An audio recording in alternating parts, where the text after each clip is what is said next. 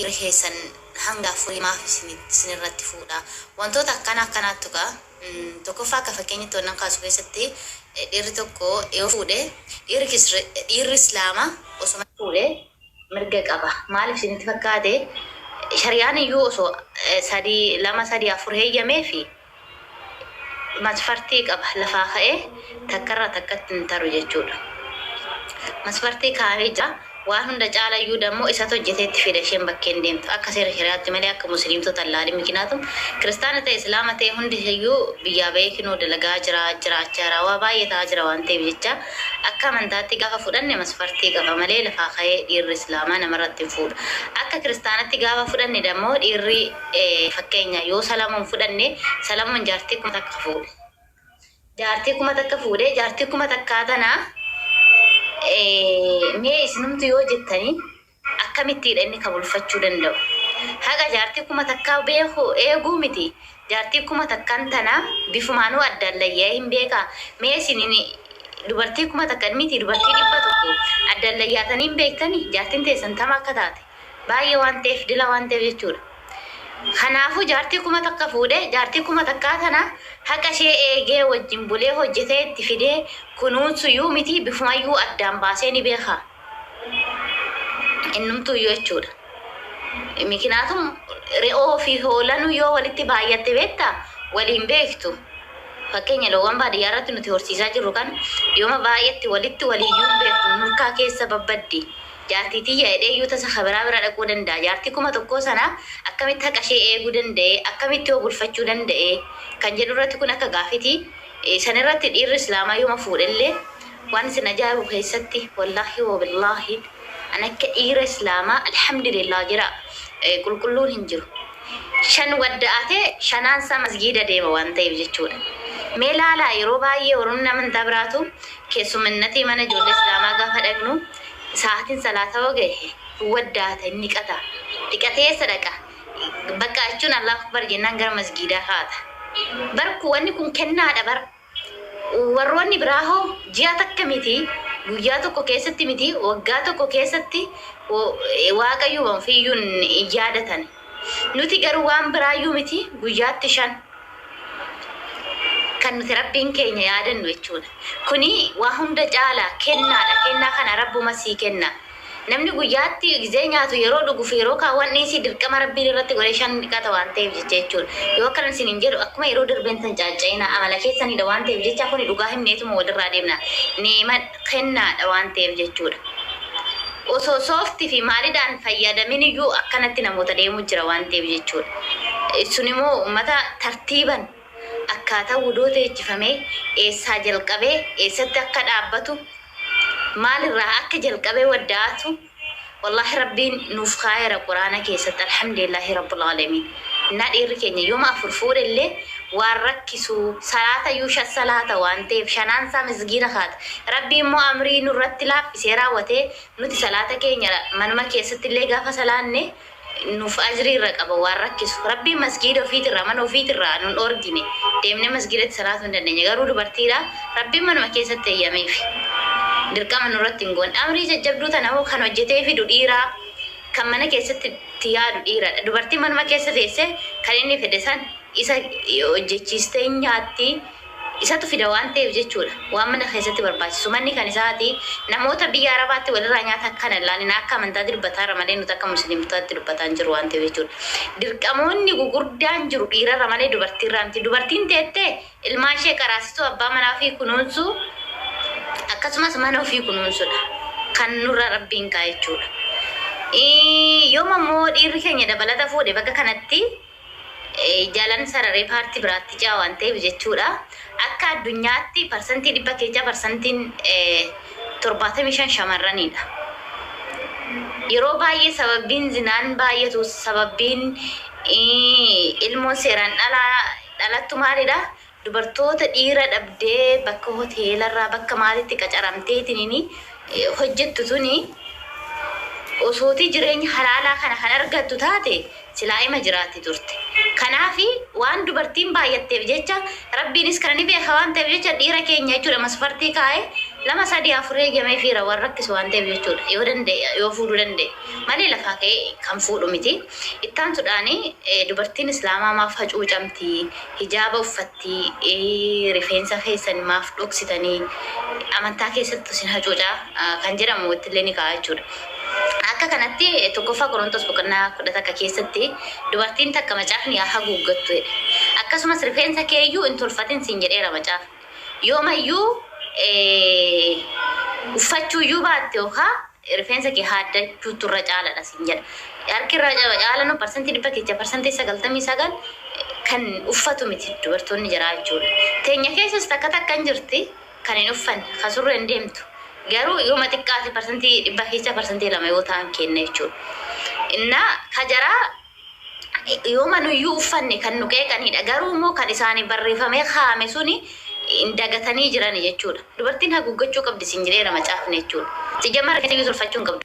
Akka kan kennatti, akka kan keessanitti, akka kan kennatti immoo nutiini yaa hijaaba uffannu malee keessi keenya qulqulluudha. Sababbiin isaa laa maal isin fakkaate gaafuma nuti mee guyyaatti shanaa waddaannu afaan keenya keessaa funyaan keessa akkatti bishaanitti naqannee harka bitaatiin qoshaashaas keessaa baasne rifeensa keenyallee garas akkatti xaawwanna laal jechuudha jalasaa.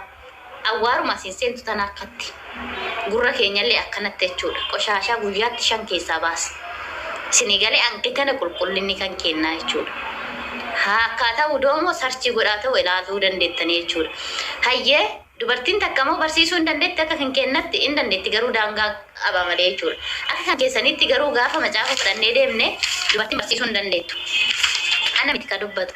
Asirra baastanii sheexanan baasaa asirra baatanii maaliin ta'a jettaniitidha kan isin iyyitan asirraa jechuudha. Macaafni garuu isa dangeessa.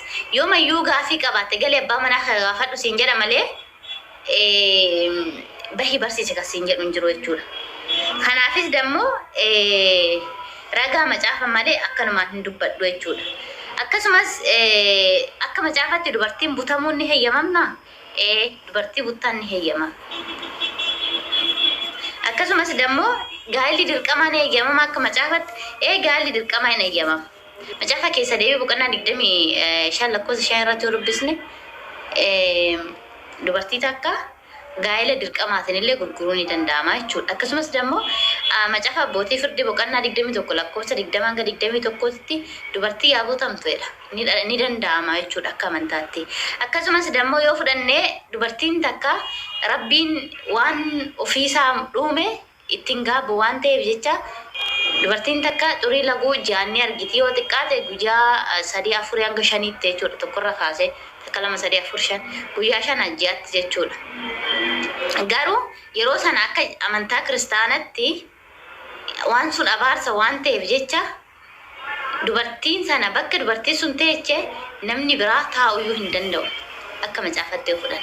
Bakka dubartiin xurii laguutti dhufte san namni taa'ee namni sun qoshaashaa hanga 24tti bakka namni sun taa'e yoo taa'ame nafasaa qulqulleeffatee mana amantaarraa fagaatuudha. Sinigalee bakka kanatti waan ajaa'ibe keessatti mana amantaarraa fagaatu kana dubartiin xurii laguutti dhufe illee rabbumatu uume isallee jechuudha. Dhiigni Yesuus mana amantaa keessatti kennamu sun illee dhiigeettaniirta waan ta'eef innis dhiiga. Inni sun mana amantaarra maaliif haraa amantaane maaliif qindee 40 mana amantaarra dubartii xurii laguutti dhufe irraa fagaadhu jettani. Kana bichaa miti immoo abbaan manaa isheellee yoo qabaatte nyaata hojjettee laatuuf hin dandeettu. Sababbiin isaa waan namni isheen harkaan tuqe san namni tuqe xiraadha waan ta'eef macaafni jechuudha. Ana miti seera lootaa boqonnaa 15 lakkoofsa 19 hanga 22 irrattidha jechuudha kan dubbatu macaafa. Anan jiraachaara yeroo akkasii erganarraa fagaate yeroo kamanaaf abbaa manaa hiyare yeroo akkasii immoo inni deemee abbaa bira bulamu mana gallakkisee bineensa faana bosona jiraatamu waysi dammoo mana gallakkisee mooraa horii faana jiraatamu eessa akka jiraatan hin beeku.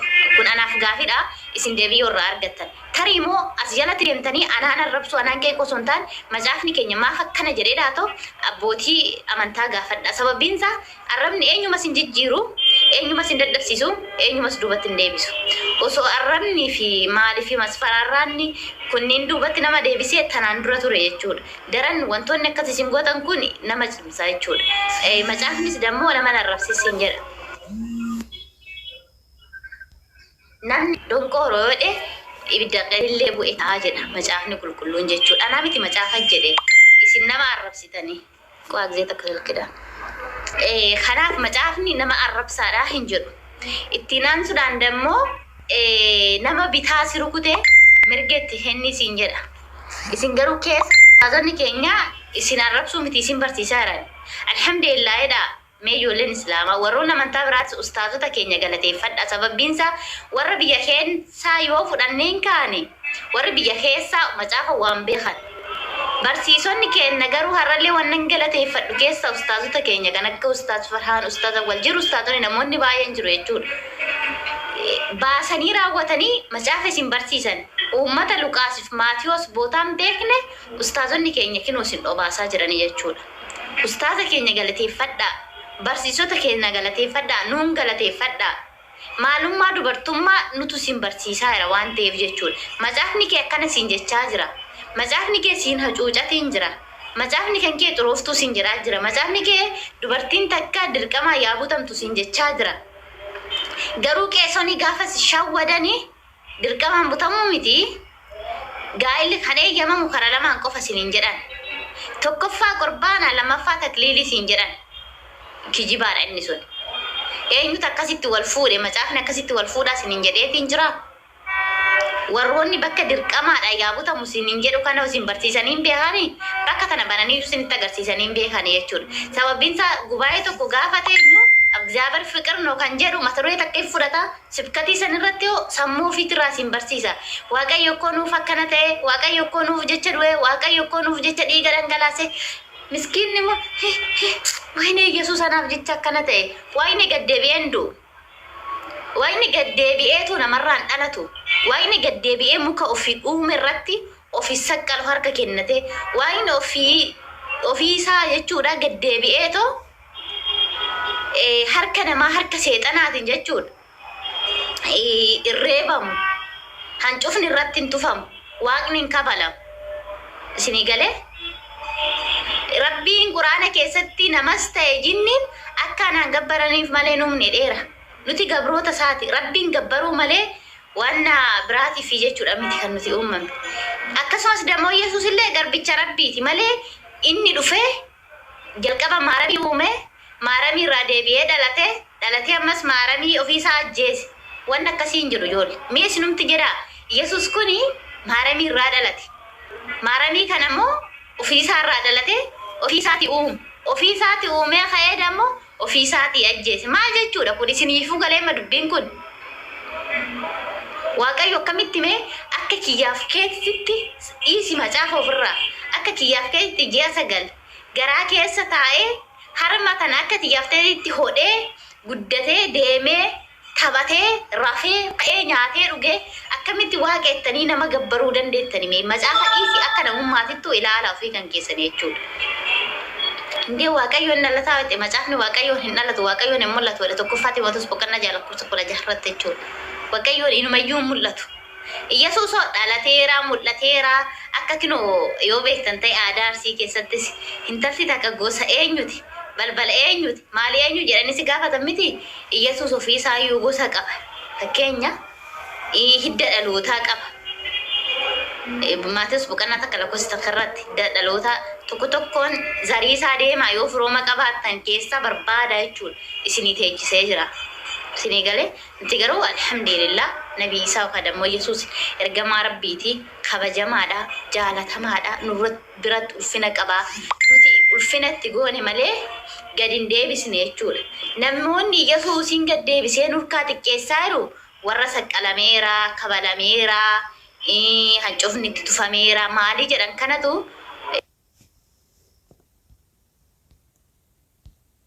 hin dhalatusi hin dhalchusi fakkaattis hin qabu innumaanuun fakkeeffamu jechuudha. Alhamdulillah rabbil alamin inna rabbii anaaf si uume rabbii nabii Isaa erge yookaan Yesuus erge sanitti amanama.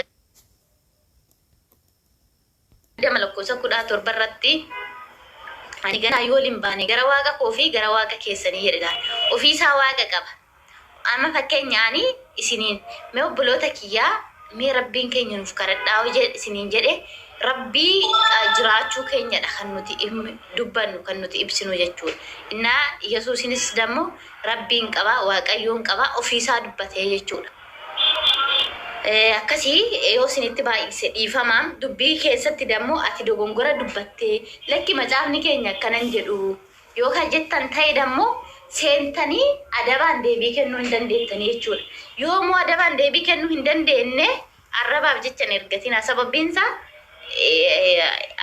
aideen keenya maayuu keenya maarrabne jechuudha tokko nuti hin fakkaatu waan ta'eef obboloota kiyyaa kun immoo rabbiinis waan ofii keessanii jaalattanii namaafillee jaaladhaadha hanga nuti waan sana ofii keenya iyyuu namaaf hin jaalannetti iyyuu namanne waan ta'eef jechuudha nuti islaamummaa amantaa haqaa amantaa bareedduu amantaa kabajamtuu amantaa sisattartu amantaa yoo takka badii dalaguudhaaf kaate badii akka hin dalagneef rabbiin kee ofirratti yaadattu amantaa akkasii amantaa bareedduu san qabna laal jechuudha ishee san dammoo isiniif hawwina wallahi namni maal hawwitaaf onaan jedhan nama islaamummaa hin qabne rabbiin islaamummaa kennuuf hin jedha maaliif jireenyi nama sanii duuniyaa fi duuniyaa tanarratti waan ta'eef jechuudha yaani du'anii innan kalas kan jahannamaati yoo rabbitti dhamane yoo laa ilaaha illallah jedhe nama kiristaanaa maashaallah ijoollee baay'ee qabna ijoollee nama kabaju maatiiwwan baay'ee qabna maatii nama kabaju maatii tola namaaf oolu maatii nama gargaaru maatii rakkataa faana dhaabbatu jechuudha warroota kiristaanaa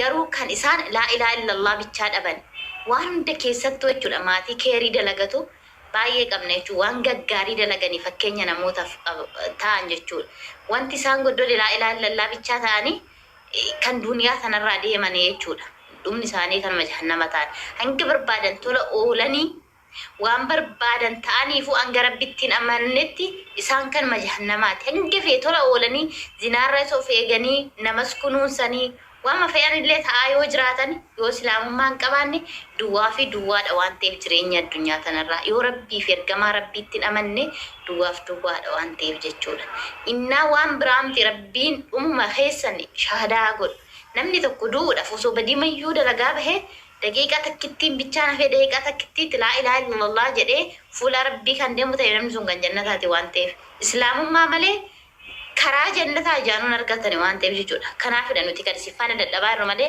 hanga daqiiqa muraasa asitti isin faana dubbannu kana deemnee waan biraa qarawuu dandeenya waan ta'eef jechuudha akkas inshaallah galatoomaa isiniin jechuu barbaada ijoolleen amantaatti dhuftanii bakka barnootaan arganne haala tokkoof jecha naam jechuu baatee isinirraa fagaadheera keessan na dubbisuu ni dandeessan waan ta'eef jechuudha barnootatti waliif fufna gara zuumititti warroonni barachuu barbaadan ijoolleen amantaatti dhuftan bichaan ijoolleen kuwwan yaani barnoonni keenyaaf keessan xiqqoo ishii warra haarawa kanaaf adda jalqaba afaan salaatirraa kaa'ama waan ta'eef jecha saniifan isaan bichaa addatti barbaada akkasiidha namoonni deebii deebisuu dandeettan bichaan koottaa galaa rabbii jedhaatu ofii kiyyaa fi miti laalaa ofii kiyyaa waa tokko hin ta'u rabbuma jedhaatu mi arraba dhiisaa kabajaaf jaalala sumayyaa teenya bakkaatti dubbatti kanarratti ragaan kun dogongora kiziba jedha suutuma laalmee akhlaaqan bareedduu teenya qashtii teenya jedhaatu meeshii ijoolleen kiristaanaa jechuudha dhiisaa arraba ofirraa isinin jaaladha wallaahin isinin jaaladha daran damma yoo obboloota kiyya taatan kana jaalan isin jaaladha isin jammaar isinillee na kana jaalattan hin beeka wama na jaalattan yoo jecha na arrabsitan garuu moo qixxa kiyya nan jaalattan natti fakkaate ishi nana narrabsinaa isinin jaaladha qaqqaaliwwanii barisin goobaziidha